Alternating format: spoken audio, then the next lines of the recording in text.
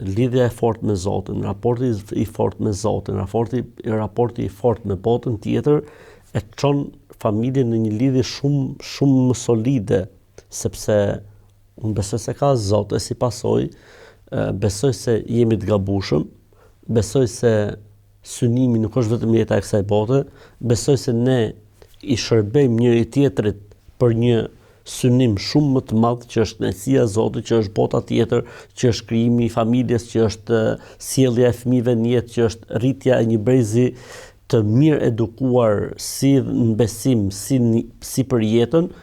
Pra besimi është shumë i rëndësishëm për ta mbajtur familjen sa më solide dhe sa më të fortë, sepse besimi mua më predikon një gjë të tillë. Pra ma predikon familjen si diçka tepër të rëndësishme.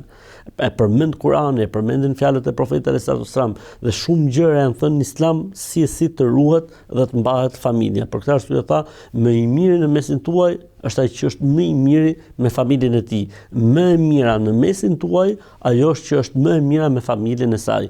Ju të gjithë jeni përgjegjës dhe të gjithë do të jepni llogari për atë që keni në përgjegjësinë tuaj. Burri është përgjegjës për familjen e tij dhe do të japë llogari për të, dhe gruaja është përgjegjëse në familjen e burrit të saj dhe do të japë llogari. Pra, ne e shohim si mision, ne e shohim si detyrë, ne e shohim si amanet. Besimi, do të thonë, vetëm se e ushqen një gjë të tillë. Pra, edhe nëse ka diçka çarje diku, thot Islami, mos i shish çarjet, mos i shish gabimet, mbylli sy për gabimin apo për të metën, sepse nuk do të gjesh burr të pagabueshëm dhe nuk do të gjesh bashkëshorte të pagabueshme. Pra gjithë këto normativa që ka sjell Islami janë pjesë e besimit, ushqimit besimit që çon ujë tek ruajtja e familjes, tek konsolidimi i roleve, tek ruajtja, le të themi, edhe konsolidimi i lidhjeve në familje, që mos të prishet familja dhe mos shkatërrohet një shtëpi, le të themi kështu.